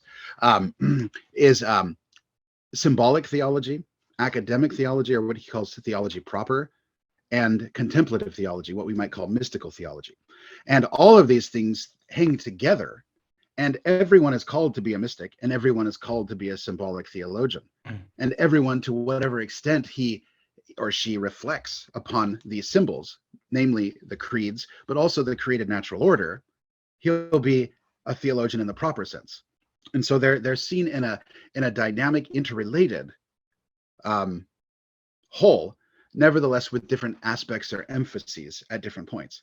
And so in some sense, they're unified together. They're not to be disconnected, but nevertheless, they also point to a certain kind of order or hierarchy that the symbolic theology, what the church teaches, is actually to be integrated into the life and mind and heart of the individual believer, so that that believer contemplates in charity, both through acquired and infused contemplation. And so to be in a state of mystical union with God, what the East would call theosis, what the West would call divinization, Bonaventure would call deiformity. And so that's what he's getting at. He's saying you can't take the Aristotelian perception or presentation of reality as an integral whole that's independent of what God has actually done, because all of these Aristotelian sciences like physics, metaphysics, ethics, or morals, they are all presupposing God's creative act, and they're ultimately manifestive of God's creative act. And that's why theology is that's why every other science or discipline traces back to theology, is because this is precisely the purpose of creation. One of the things that I find very interesting about Bonaventure. Oh, go ahead. Oh, yeah. One of the Okay, things. now I'm hearing you. Okay, sorry. One of the things that I find very interesting about Bonaventure's approach to theology is that he doesn't see it solely or even primarily as a speculative activity. And I think you can kind of see a similar resonance in Aquinas. Like we just had Dr. Matthew Kenneth Minard on to discuss Aquinas's moral theology. And in Aquinas, okay, he does say that, okay, it is a speculative science, but Sacra Doctrina, it's going to bleed into the practical life. Because if you come to the subject matter of theology and you come to the realization, okay, Christ has died for you, he wants you to enter into communion, that automatically becomes a practical, like, you can't just say, okay, is that just a lovely, that gives me like a sort of nice sense of contemplative feeling. Like, no, that it now becomes a practical activity. And I think that's something that you get very much in Bonaventure. It's an effective science. Yes, that's right. I think in a certain way there is a great divide in terms of approach between St. Thomas and St. Bonaventure and later Scotus, and it really is a function of I think the degree to which they accepted Aristotelian philosophical psychology. And I guess to be brief, Bonaventure and the subsequent Franciscan tradition deny the real distinction between the soul and its powers and between the powers themselves. So the powers themselves are not absolute accidents of the soul. They're actually really identical to the soul, and they're essentially or formally distinct modes of the soul's operation. And so this has important ramifications for how theology as a speculative science is received, that notion, by Bonaventure and Scotus on the one hand and St. Thomas on the other. And I'll just speak to Bonaventure and Scotus. Because of their philosophical psychology, there is no externality between intellect and will, because they're a kind of inexistent, circumscent, kind of Trinitarian mode of being, because the powers of the soul, or the modes of the soul operation, are not really distinct from the soul. So there's always an inexistence. So if you have a termination of a spiritual act in understanding, well, that understanding is inherent to also volition, because volition is inherent to understanding. And so in that sense, any speculative science, while you can formally distinguish the speculative aspect, and Bonaventure does this. He says theology is a speculative science, yes, but it's not speculative insofar as the value and good of speculation is an end in itself. It's a perfection of the soul, but it's not an end in and of itself, because the soul has also the effective complement to any active intellection. So any speculation is going to be inherently rooted in and manifested by the affection. And so this is why Bonaventure says theology is principaliter ut bonificationis, that we may become good. It's not as though there is the denial of the speculative aspect, but the speculative aspect is already situated within the soul and the broader dynamic of memory, intellect, and will. And St. Thomas will say, if the intellect is an absolute accident of the soul, and the perfection of that accident as it perfects the soul is just simply understanding, then theology can be a speculative engagement, a pure speculative science. But I think for Bonaventure and Scotus, a pure speculative science doesn't make sense to them, because they have a different philosophical psychology. They understand the structure and makeup of the soul differently. Okay. And so you can arrive at the same term. Another point is that, Bonaventure isn't as clear on this, but Scotus is very clear later on that Bonaventure said theology is a subalternate or a subordinate science to Scripture. So in a sense, Scripture is the first word. But interestingly about Scripture is a revealed reality ad extra and temporal and contingent. And so in this sense, Bonaventure is saying we begin with revelation. So you have a subordinate science, but it's not a subalternate science in the mode of St. Thomas, because for St. Thomas, theology is a subalternate science to God's knowledge in himself and the knowledge of the blessed. Okay. Bonaventure doesn't really, so far as I know, address that question specifically. He roots, though, the primacy of theology in Scripture, revelation, and the tradition. Scotus will just simply say, it doesn't make sense to me, because in every other example of a subalternate science, in principle, the mind is able to directly access the subalternating science. So with geometry, say, you have direct access to arithmetic in principle, whereas in theology, if you try to model it on the Aristotelian notion, you're essentially admitting that the subalternating science, the knowledge of God and the blessed, is not accessible to the human mind. And so he says it's not a speculative science in that sense, or a subalternate speculative science, because we don't have access to the subalternating science. And so he will say, more starkly than Bonaventure, but not in any way in opposition, because they share the same fundamental theological, philosophical anthropology and psychology, that theology is a practical science. But again, Scotus, he can speculate, and he's got an intellect. But he says that the purpose of theology is practical, in order that we may love God and neighbor, because we don't have in principle the access to the knowledge of the blessed except through contingent revelation. And so St. Thomas admits the same thing, but he's, again, in his philosophical anthropology, his philosophical psychology, as well as his understanding of science as a speculative discipline, he's taking, at least in terms of my integral Aristotelian approach. Whereas St. Bonaventure and Blessed Duns Scotus, they just say, I don't want to go with Aristotle in this. Right. And that really, everything else falls out from there. And so in some sense, there's a high degree of integrity in the relationship between speculative theology and spirituality in the Franciscan tradition, because of the very way in which they understand the human mind, and then our access to the first principles of the science of theology. If I can ask another question, does Bonaventure at all see speculative sciences or metaphysics? Does he see them at all as instrumental in this life, like something that we make use of now, but we won't really need, at the eschaton? Because I remember reading Ratzinger's monograph on the Bonaventure's theology of history, and he picks apart instances in his Hexameron literature where he says, okay, he compares philosophy to like the spoils of the Egyptians. Like, okay, we make use of them now, but like we're not going to discursively reason when we're in heaven. That's not something we're going to do. Yeah, wow, that's a good question, and the answer to that question goes right back to a discussion of the philosophical psychology, philosophical anthropology of Bonaventure and the Franciscans, inclusive of Scotus, that is quite different from Aristotle. I won't go so far to speak for St. Thomas, because I'm truly not an expert in St. Thomas, but I know enough to get into trouble. And so the question of the instrumentality, that's a very interesting point, because both Saint Bonaventure and Blessed Duns Scotus were influenced by St. Anselm. And St. Anselm was really the first theologian in the West to develop a theory of what he calls the pure perfections. And the pure perfections are those perfections which are always better to possess than to not possess, assuming compatibility with the nature. So obviously a dog couldn't possess justice, because it would destroy the nature of a dog. But assuming you have that capacity, yeah, it's better to have it.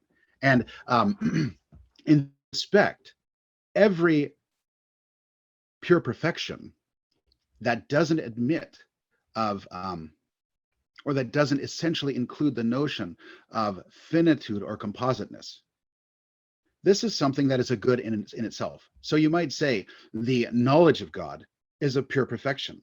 It's a good in itself, right? And so you'd say the knowledge or the intellect of the creature is a good in itself. It's a pure perfection. It mirrors God. And in that sense, it has a dignity and nobility for its own sake. That's independent, considered in itself from any other consideration. But nevertheless, because of the Trinitarian dynamic, as well as the understanding of the relationship between the perfections in God, between each other, and the use really of the, whether you might call it the proto-formal distinction or the named formal distinction, you would nevertheless recognize that intellect is a middle. So insofar as it's a middle, it's a means. And insofar as it's a means, it can be viewed under one aspect as a kind of a quasi-instrument. You see, there's an instrumentality to intellect because it relates back to memory and it's perfected in will. Right. And so there's a mediatory function of the second person of the Trinity with respect to the Father and to the Spirit. But this is not a diminution of the perfection. And so with intellect, Bonaventure and Scotus would say that the intellect is a perfection in itself. And so it has its own end and its own good. So if someone, let's say the devil, has perfect knowledge, that is a good. But that perfect knowledge is still, because intellect is a middle, that knowledge is a middle. And if that knowledge doesn't terminate in genuine charity, it's a kind of falsification or a short circuiting of the very function of intellect. And so in that respect, they would affirm they try to affirm both. They would say, yes, the intellect is a perfection in itself, but the intellect, because of its relation to memory and will, is a means and therefore must be sanctified and perfected in love itself, because love proceeds not via nature, but it proceeds via freedom or spontaneity. And spontaneity is a primary dignity of a person that distinguishes personal activity from subpersonal activity. So in that sense, if you just know stuff like a computer, and obviously they don't know stuff, and this doesn't culminate in personal affective love of that knowledge and the source of that knowledge, the cause of that goodness, then that is a certain imperfection. And so when Bonaventure says things about the spoils of the Egyptians, and he's very clear. It's not as though he's anti-intellectual, and he's not anti-Aristotelian, but he has a strong notion of the effects of the darkening of the mind because of original sin and the incompleteness of knowledge and the instability of knowledge apart from the light of Christ. And he says you have to be careful here because it's inherently unstable. And when fallen human reason goes off on its own, oftentimes beyond just the evidence, it'll start creating mythologies. You know, Aristotle's very good when he's talking about essences and the categories, but when he starts inventing myths of the eternality of creation and the unity of the age intellect, he's going somewhat beyond the evidence. Right. Because he's trying to come up with a theory that makes sense, presupposing non-creation, a non-personal divinity, and therefore the eternity of matter and form. And so he will say, no, this all has to be corrected. And so in that sense, you've got to be careful, because it's really in the light of Christ that even these philosophical questions are ultimately resolved, because it gives us, through the incarnation, it gives us the purpose of why God did anything. It also gives us the distinction very clearly between nature and person, and thus between intellect and will. But it also gives us access to a Trinitarian notion of perfect being rather than a personal, free notion of perfect being, rather than a kind of monadic emanationist notion of perfect being. So getting back to the question of instrumentality, there are two things then to be said, is that the intellect is in some way a mediator and doesn't find its perfection relative to the whole in itself, but it is a perfection in itself relative to its own perfection, if you get what I'm saying. It finds its perfection in terms of the whole person in love. And beatific vision, then, the aspects of discursive thought, meaning moving from like different points of time, that I think will cease. Okay. But it's unclear to me, I don't know Bonaventure's position, but Scotus is very clear that even in a sempiternal or an everlasting state of perfection, there still is the possibility for structural analysis, such that if you understand that all men are mortal, and then you understand that this individual is a man, therefore this individual is mortal, those structures will still be in place. So there's a kind of structural discursion, a logical ordering that is maintained, because we're finite. We don't have a simple infinite grasp. But nevertheless, it's not necessarily distended like, oh, I'm discovering new things. Right. I mean, maybe I'm making myself less clear, but I think that's the kind of distinction. So in a sense, because what is higher supplies for the deficiencies of what is lower, the modes of what is lower in terms of a deficient mode, those cease to function in that way. But it doesn't mean that the reality or the content of what was gained in those deficient modes of being simply cease to be or be relevant. The intellect moves into the perfection of affection and the blinding light of divinity so fills the mind that we don't need discursive processes carried out through time. But nevertheless, the intellect is still a constituent aspect of the very love itself. I see. Or understanding. So yes, there is a certain instrumentality, but it's not an instrumentality in a pragmatic sense or a consequentialist sense. Sure. It's an instrumentality because no intellect is a true middle between memory and will. I see. Wow. Okay. Yeah. All right. Okay. I think that we've discussed kind of all I wanted to discuss on. Do you have anything left to say about the reduction, or? No, that's fine. Okay. I mean, plenty to say, but yeah. Yeah. Then I figured maybe we could turn to another topic that's very much present in Bonaventure, and that's the idea of the divine ideas or exemplarism. Okay. So if I can ask, what are the divine ideas in Christian theology? And maybe if we can give some historical background, sort of who were the first to consider divine ideas in Christian theology? Well, I couldn't answer that particular question with a great degree of confidence. But I will say that clearly the divine ideas are central to St. Augustine's appropriation of Neoplatonic thought in relation to his commitment to Scripture and his commitment to God, the Trinity, as being in itself, but also as the most perfect being, thus possessing in an infinite or maximal or non-differentiated mode. I'm trying not to fall into certain terms that pigeonhole St. Augustine.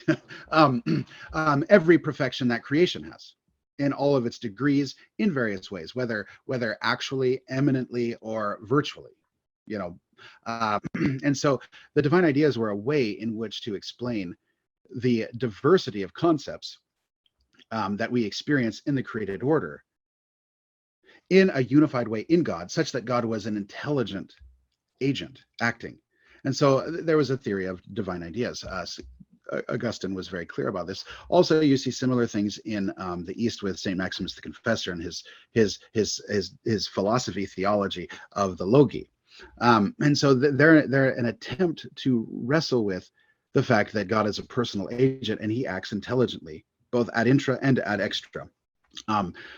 Saint Bonaventure was a very big proponent of the divine ideas. And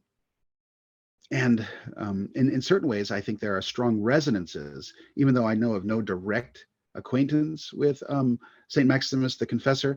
There are certain strong resonances or resemblances across the centuries between St. Maximus's understanding of the Logi and St. Bonaventure's understanding of the divine ideas. And this comes out, interestingly, in, I think, St. Maximus's Ad Thalassium number 60, I believe, where he discusses the divine ideas, and Bonaventure's disputed questions on the on the knowledge of Christ, question, I believe, 2. And interestingly, to the same effect, right after Bonaventure, or right before, now I'm not remembering precisely, Bonaventure discusses and cites Augustine in favor of the divine ideas. He then cites Pseudo Dionysius on the divine ideas as being the eternal prevolitions or good wills of the creator God. And St. Maximus cites that exact passage to almost identical effect in his treatment of the question. And so what's going on here? On the one hand, they're trying to deal with structures, conceptual, intellectual items of intelligible realities. But St. Maximus, St. Augustine, St. Bonaventure very clearly want to push back against a kind of Platonic heaven, or a kind of understanding of creation as mere emanation. And so I think this is why they're using Dionysius in this context to say they're the eternal good wills, because there's not a necessitarian, there's not an infinite or a heaven of infinite Platonic ideas independent of God. Rather, they're rooted in God. And as items of knowledge, they're simply generated. Bonaventure says they're simply expressed or expressing items of God's infinite knowledge. And so anything that's knowable, anything that's actual, anything that's possible, anything that was or will be, God knows all of these things in an act of simple apprehension or simple comprehension. He knows all possibles. And Bonaventure is very clear, like Scotus later, and like St. Maximus, maybe less clearly, but God has an actual infinity of ideas. For Bonaventure, God has an actual infinity of ideas. Nevertheless, because God is a rational agent and he can only create a finite order, not all of those ideas are going to take reality outside of himself. So God is eternally expressing an infinite reality in terms of the distinct knowable items, whether possible or actual. But only those ideas, or within that infinity, God earmarks or chooses out of his love to create this created order. And so this is why he says they're the eternal, quoting Dionysius, they're the eternal good wills. So the divine ideas for Bonaventure are, yes, God knows everything because he has infinite knowledge, but God's knowledge with respect to the created order and his purposes ad extra, these are eternal good wills because these are items, in a sense, eternally earmarked by God to manifest or become expressive of the goodness of God ad extra. And so there's a distinction then between just possibles, like everything, and then the actual created order. And within that created order, then the divine ideas take on a connotation of what God actually wills to do through love. And so this is, in a sense, the divine ideas. So whether or not they're one or multiple depends on how you want to cash out. I think Bonaventure clearly holds that Each particular item of knowledge, is fully in itself and fully expressing of the intelligibility of that item, right? So each item of God's knowledge is distinct. God knows it distinctly, Right. because he knows that you're not me, Mhm. and a dog is not a tree, so on and so forth. He knows that distinctly. And so in that sense, they are distinct in terms of expressing something intelligible. Nevertheless, they can be called at the same time a plurality of ideas, but also they can be called one idea, Right. because they're not really distinct. And you can say all of these ideas are identical in reality to the one infinite being of God. And so in that sense, there's one idea, one truth. And this is where you deny real distinction and you affirm something more than mere virtual distinction, and you come up with the differentia minima that Okay. Bonaventure will speak of, which is the formal distinction in Scotus. It meets all the same conditions. And so that's in a sense, and so for Bonaventure, there's this idea of the eternal expressing quality of all the divine ideas. And so God has all these ideas because he is God. He doesn't have them, and they're distinct a parte rei, but they're not really distinct. Right. And because they're infinite, there's not an order in themselves in the intellectual sphere, but nevertheless, there is an order in the maybe one could say the exemplary sphere, because the exemplary divine ideas that connote the actual created order, there is an order. And so this is dependent upon God's will. Now, see, that's interesting that what you said about that what we see in Bonaventure's conception of the divine ideas is maybe a sort of allusion to what will be developed in Scotus is the formal distinction, because I remember reading Brian Davis recently translated Aquinas's Quodlibral Questions, and there's a question in there where he says at a gloss that there's a lot that when Aquinas is giving his account of the divine ideas, that there's a lot of resonances between that and what you find in Bonaventure, and then Davis even goes so far as to suggest that maybe Aquinas was reading Bonaventure's work on this subject. But I think that maybe what might be different from the two is that Aquinas would hold that the divine ideas are, I don't think he uses the terminology of virtual, but it's a virtual distinction. Whereas what you're saying is that that Bonaventure in his writings is already expressing a formal non-identity or formal distinction with the divine ideas and the divine essence. Yes, that's correct. I think that can be argued conceptually, but also on textual grounds. Okay. And I think you're right about St. Thomas.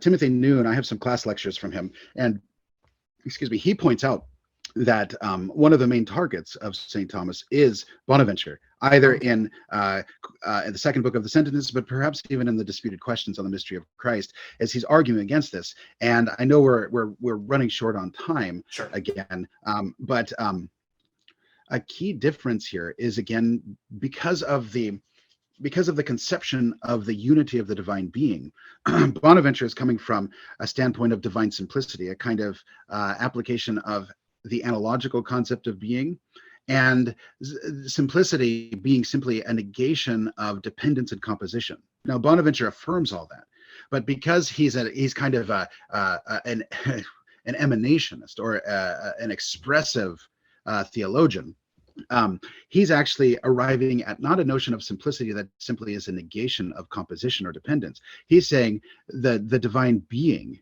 is actually infinite in whatever relative sense that means. And so in that respect, he's shading more towards the Greek patristic tradition, even vis-a-vis St. Augustine. He's affirming an actual infinity and saying that the best concept of God is infinity. That's what Scotus says too.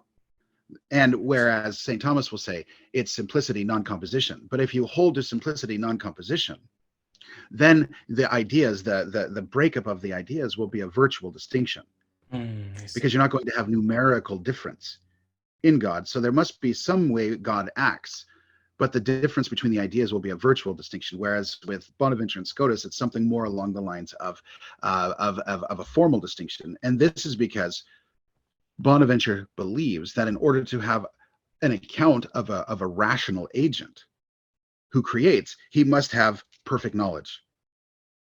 And knowledge for Bonaventure is of distinct terms and items, because apart from knowledge as the precondition for willing creation, it becomes difficult for Bonaventure and later Scotus to understand, well, how does God create intelligently? Because he doesn't seem to have items of knowledge that he creates in virtue of, or that actually represent a created or creatable reality. And so you have a different, you end up with a different, again, this is funny, they're in agreement on doctrine, but their accounts are so very different. Say the Thomistic and the Franciscan account. Right. So if I may ask, Dr. Goff, we've been talking about how Bonaventure, a lot of what Bonaventure says or sort of implicitly affirms is developed or it's present in Duns Scotus and in later Franciscan thinkers. And if I may ask, what influence did Bonaventure have on these later thinkers, especially among his fellow Franciscans? I mean, I know you said how a lot of his major works are sort of tucked away in the broom closet, unfortunately. But did Duns Scotus read Bonaventure, or is there just like a sort of natural family resemblance just because they're following this old Franciscan school?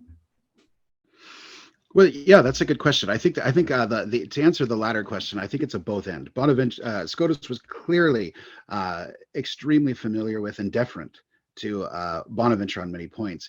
At certain points, I think even Scotus didn't quite fully grasp what Bonaventure was saying. One example comes to mind. Bonaventure posits what he calls, first of all, the differentia realius between the persons of the Trinity, and then he posited a differentia minor between the persons and the essence, and then between, say, the divine ideas or the divine perfections. He said there's a differentia minima, and he said and then he gave kind of a gradation, a scale of reality to these distinctions. I think all of the distinctions are a parte rei. They're by virtue of the differences in themselves. But Bonaventure will say that the real distinction is most robust because you have independence between the persons. Right. The differentia minor is a lesser distinction than real, but nevertheless, it has to be real in the sense that it's something that obtains in God that doesn't entail a relation of distinction. Right. It's some form of distinction, but it's not a real distinction. And then the differentia minima, these are because, say for the divine ideas, they're all eternally expressing the truth that God is and the way that this truth terminates in all knowable items. And Bonaventure will say the most robust distinction is the real distinction.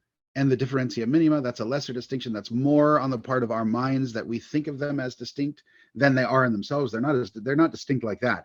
And the differentia minima is most because of the way we conceive things.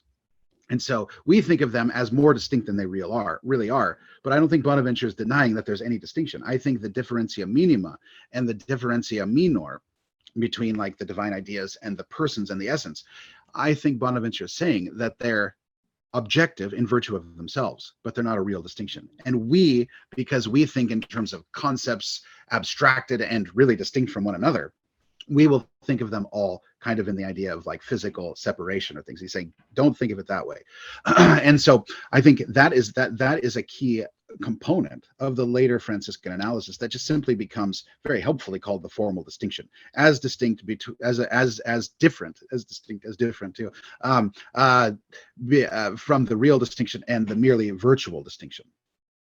So with the formal distinction, the Franciscan tradition wants to say that these obtain by virtue of themselves, but they don't entail independence and or separability. Because a real distinction is oftentimes separable items, but in the Trinity, obviously, they can't be separable. Right. And so they're independent and or separable. But the virtual distinction is like, talking about the front of a sphere and the back of a sphere. Right. They're different, but like you can't. It's not like different. Yeah. Yeah, you're not really going to have a front and a back of a sphere. That's like we are imposing that because we need to understand it.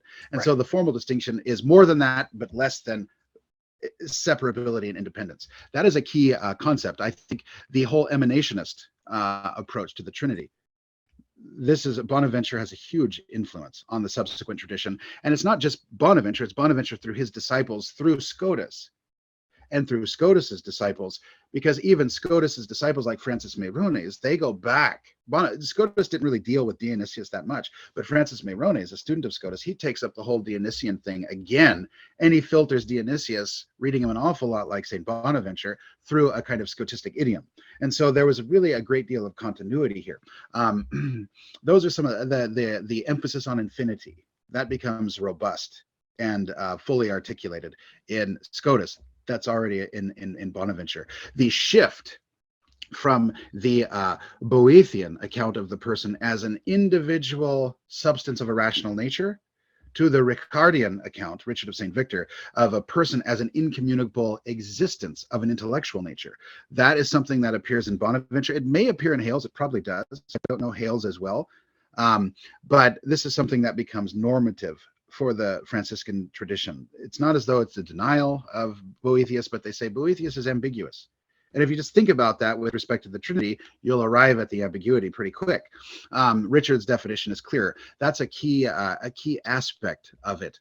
In terms of metaphysical apparatus, this is quite interesting because St. Thomas, in his Trinitarian theology, he actually follows Anselm, and he's all into opposed subsisting relations.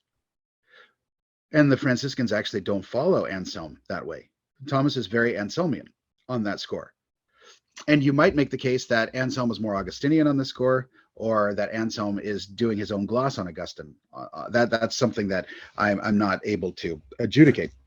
But nevertheless, in terms of metaphysics, the idea of necessary reasons, and people get very confused about necessary reasons in theology. They think necessary reasons is a kind of capitulation to naturalism.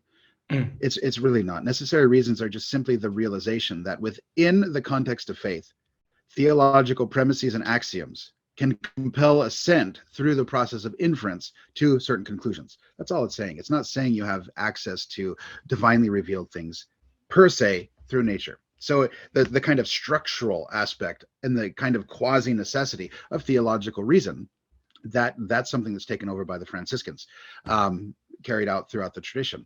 Another aspect is the notion of the Anselmian. This is where the Franciscans follow Anselm.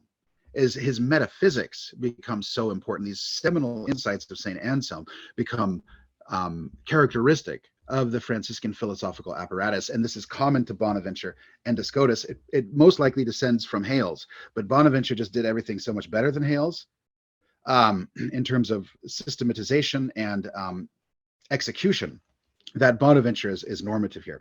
And these are the ideas of the pure perfections as distinguished from the mixed or simple perfections. You have pure perfections, simple perfections, which is like a composite nature of a dog.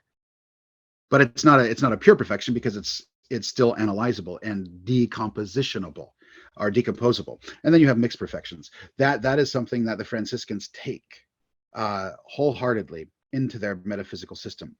The idea of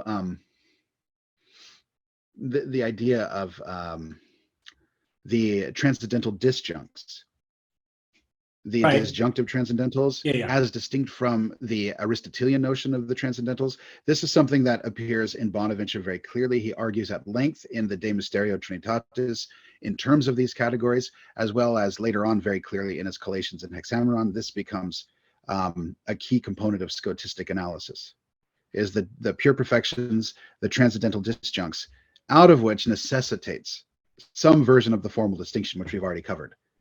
So in every one of these areas, Bonaventure is the kind of primary figure, the first individual using these concepts to such systematic effect.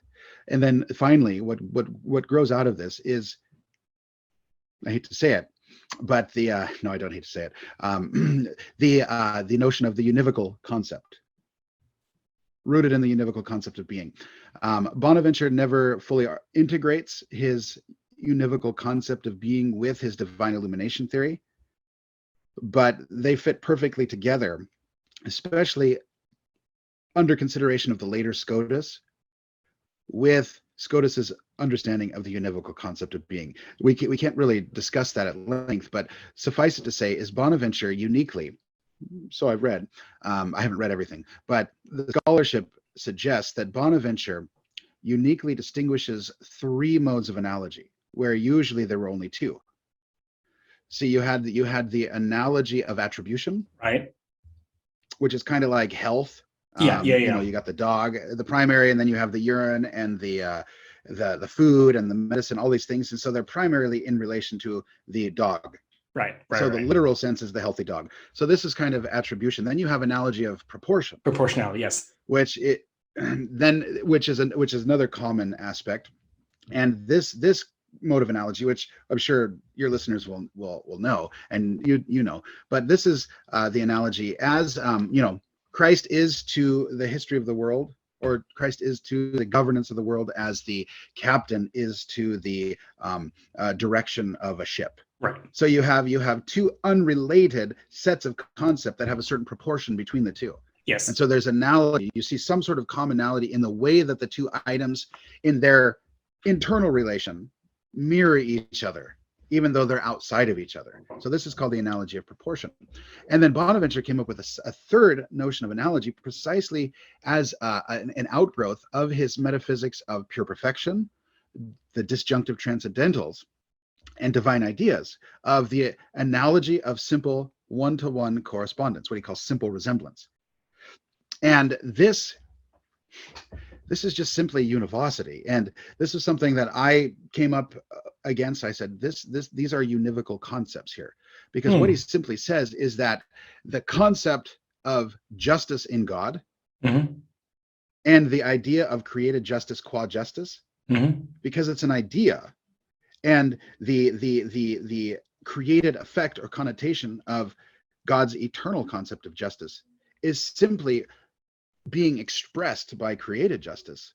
There's a one-to-one correspondence. So insofar as created justice is like divine justice, God is like creation in its connotation. And insofar as created justice is like divine justice, there's a simple one-to-one resemblance in terms of cause and effect, prior, posterior, but nevertheless, there's a one-to-one resemblance. It's not a resemblance by virtue of two other things or one thing that's common to multiple things. This is like that. Interesting. Just like brute fact. And of course, when you say justice, the analogy isn't in the concept anymore, because there's a simple resemblance. The analogy is actually in the complex statement you make, or the complex concept that you derive. So when you say justice divine, you say divine justice. When you say justice created, you say created justice, or infinite finite justice. And there you have the analogy. It's not the analogy in the concept, because that's simple resemblance. It's analogy in the mode of reality in which that concept is instantiated. Interesting. And so the complexity and the analogy is finite to infinite. It's not in the concept itself. So Bonaventure is already in 1254 saying there's this kind of analogy, but the analogy is across the disjunct of infinite finite. It's not analogy in the concept itself, as though we're bringing two concepts together with the same name by a third concept. Right. And so that's a key component of Bonaventure's metaphysical system that gets taken over, and Scotus just simply calls it univocity. Now, here's an interesting historical question, is that Bonaventure explicitly denies univocity between God and creation. Well, so does Scotus. Right. He does. But Bonaventure, this I got from Father Christian Capes, who got it from his professor, I don't remember his first name, Tavuzzi, at the Angelicum back in the 90s. He said there was a kind of old style and new style univocity. Right. And Bonaventure and Aquinas were dealing in the realm of Aristotelian old style univocity. Yeah. Which simply stated that univocity includes, essentially, for it to be univocal, the identity or commonality of name and essence or substance. And so, of course, everybody's going to say there's no univocity between creator and creature. Right. Because if you have name and substance or reality, well, God is God and creation's creation. Right. So there can only be analogy. But once Scotus just simply brackets the idea and says, wait a second, if there's commonality in name and commonality in resemblance, we can prescind from commonality of essence, because justice in God and justice in the creature, one is essential, one is infinite, one is really an accident and very contingent. And so Scotus says, well, when we're talking about univocity, we're not talking about the things in themselves as really subsisting or inhering, substance accidents. We're talking about the concept or the intelligible structure Right. that unites the two. And he says, no, there's conceptual univocity, but there is no ontological univocity. Right. And Bonaventure, as my great mentor stated, Bonaventure would say this is something readily apparent in the created order, because when you look down the categories, you have univocity of the concept of being, but you certainly don't have univocity in the mode of being through those categories. Or when you look at the species, or the difference of the genus animal, you have rational and you have non-rational. Now, there's something univocal about the notion of animal to rational and non-rational, but yet in rational and in being non-rational, there's only an analogy. Oh, interesting. Because the rational being and the non-rational being there's an abyss of being separating the two. I see. Huh. Because rational and non-rational, you simply can't bridge that gap apart from a higher power. Explaining how the non-rational can become rational, or vice versa. You'd have to have some sort of higher power that explains that unity. So Bonaventure and Scotus would say, we've already got this kind of univocity and analogy working in the finite order. And there's something similar with infinite difference in the disjunct between created and uncreated. And so they're being, it's fairly common sense once you frame it that way. And so those are, there are many more overlaps. Clearly, theological anthropology and philosophical anthropology, Bonaventure and Scotus are in substance the same. We've already talked about that a bit. The idea of the will, and really the understanding of the will in Bonaventure and Scotus are identical. If you read question 7 of Bonaventure's De Mysterio Trinitatis, as well as his sentence commentaries, but also in his Collations and Hexameron and other works, you'll find that it's Bonaventure who first clearly articulates what will become the Scotistic notion of the will. Okay. Such that for Bonaventure and Scotus, something can be free and necessary.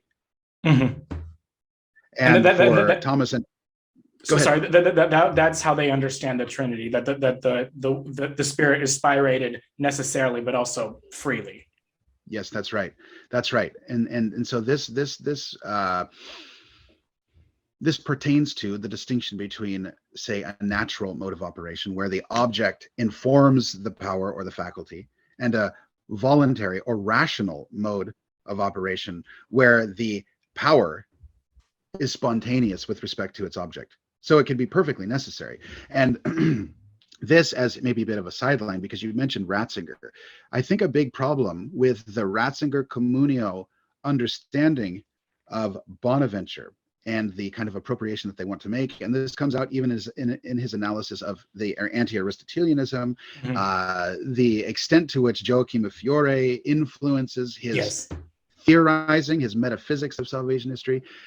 It affects all of these things, but the key point to recognize here is people do not understand Scotus on the created will fully and adequately. Now, I think it's possible, but because for whatever blockages, they don't understand Scotus adequately on the will, because they don't understand the will in itself as articulated best in the discussion of God and the Trinity. And so once you understand the metaphysics of infinity in Scotus, but also in Bonaventure, and the way in which the will is identical to the infinite goodness of the divine being, it completely rules out a kind of nominalist and what should I say, detrimental voluntarism. Because in that sense, it's impossible for God to be disorderly, even if the will is not a natural power. It's a rational power that is truly spontaneous. And what people do not understand this point, and many Scotists don't understand this point, is that in order to fully understand or adequately understand Scotus's position on the will, you need to go back and read Scotus, but you also need to go back and read scholars like Walter Hurres. They articulated the will. And a related problem is that for Ratzinger, he never got Bonaventure on the will either. He read Bonaventure on the will as a kind of Thomist. And they're both viable options, but they're different.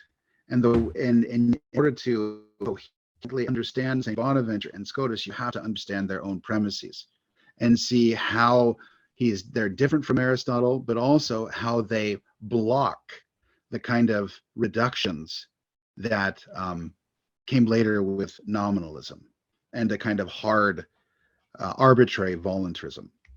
And so those are some basic major themes where Bonaventure and Scotus are, I would argue, in substance exactly alike. And once you recognize how important those themes or ways in which they're alike are to, like, say, Scotus's system, Mm-hmm. then you realize, wow, okay, this is I've said before, if Bonaventure would have been able to robustly affirm the absolute predestination of Christ, the unconditioned predestination of Christ, Yes. and the Immaculate Conception, there would have been no Scotus. Scotus would have been a Bonaventurean. Very interesting. In that sense. And I would argue that Bonaventure's theology leads to an affirmation of the absolute primacy and the Immaculate Conception, because of the very way in which he understands the order of creation, the will, charity, and the purposes of creation. Interesting. But he never got there. Right. Huh. Well, it might be interesting to have an episode discussing the primacy of Christ, because I've had on Father Dylan Schrader came on a while ago to discuss the Salmonticense's approach to this question of the primacy of Christ, and they're going to try in a very interesting way to sort of appropriate Scotus's primacy of Christ with Aquinas's affirmation that Christ would not have come absent the fall. The fall was like a sine qua non condition. And I think it's an interesting position, but I've talked to Gideon Lazar, and he and I don't know, I'm sympathetic to it, but Gideon, he kind of has some problems with it. Anyway, yeah, so. Well, what would be fun is, given you're working in John of St. Thomas. Yes. And the other topic by Father Schrader was dealing with the same time period. Wouldn't it be fun to come on and talk about the 17th century Scotistic argument for the absolute primacy, because they're all arguing with each other? Oh, that would be fun. Yeah, it would be like we're resurrecting what was once, the 17th century. We'll have you on, we'll have Father Schrader on, we'll have Gideon on, and we'll sort of just argue it. Well, no, I don't know how that would go. But we could bring Dr. Meinert on too, and we could have a real hoedown. That'd be fun. Yeah. But yeah, it'd be fun. It'd be fun to discuss Vulpes and Mastrius, two, in my opinion, greatest theologians of the Franciscan school in the 17th century. So yeah, we can do that. Right. Well, I think we've discussed pretty much everything I wanted to touch on. As maybe a concluding question, do you have any book recommendations for those who'd like to learn more about Bonaventure and his philosophy and theology? I know that I think that his opera Omnia has been translated into English, if I'm not mistaken, or at least it's been published. Yeah. Unfortunately, many of the smaller works have. Okay. But we don't have a full translation of the sentence commentaries. Okay. And so I've worked with Father Wayne Hillman. Oh goodness, we've been doing this off and on for about 12 years, translating his treatise on the theological virtues. So that's actually in press, and we're doing some final touch-ups. But they're only selections of, I think, books 1, 2, and 4 on the sacraments that have been translated into English that are publicly available. So there's no full translation, unfortunately. Okay. If book recommendations otherwise, I in a certain way, my own book, it's not limited to an analysis of the De Mysterio. It does present a lot of historical background and kind of argues the case that Bonaventure was not a reactionary in terms of philosophy, but he was a reactionary in terms of subordinating theology to philosophy.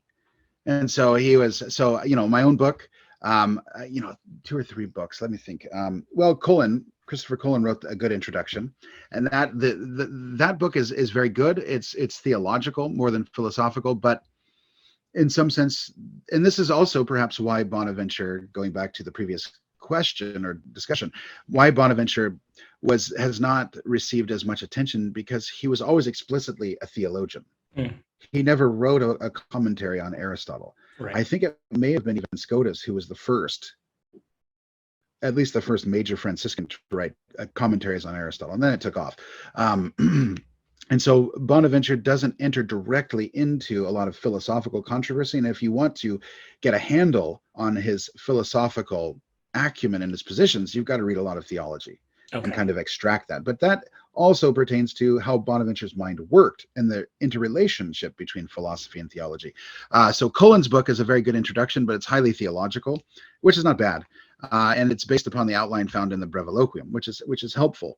And then a third book, though, that I think is really excellent as an introduction to Bonaventure is Wayne Hellman's book, Divine and Created Order in the Theology of Bonaventure.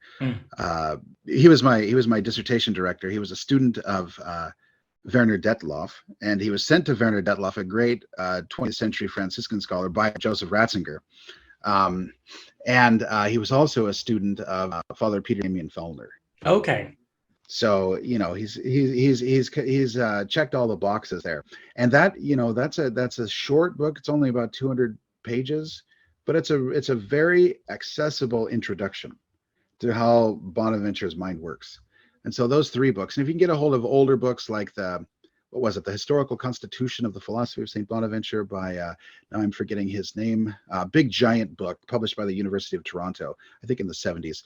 I'm sorry, I'm blanking on the name. And also Jill Sona's worth reading. Okay. And I don't know if that's been republished, the philosophy of St. Bonaventure. I think Clooney Press. Italian. No, Clooney Press has translated a volume. Yeah. Okay. Yeah, that's actually quite good. I mean, there'd be things you'd need to change. And then a final book for people who read Italian or French or Latin is anything by Leone Voité. You spell it V as in Victor, Euthey. Anything by Voité is well worth reading. Okay. He's really excellent. Yeah. And then of course Peter Damian Fellner. The collected essays, 8 volumes are coming out, and you'll get a lot of Bonaventure there. Oh, hooray. All right. Dr. Jared Goff, thank you so much for joining with us. It's been a pleasure. Absolutely. Thank you.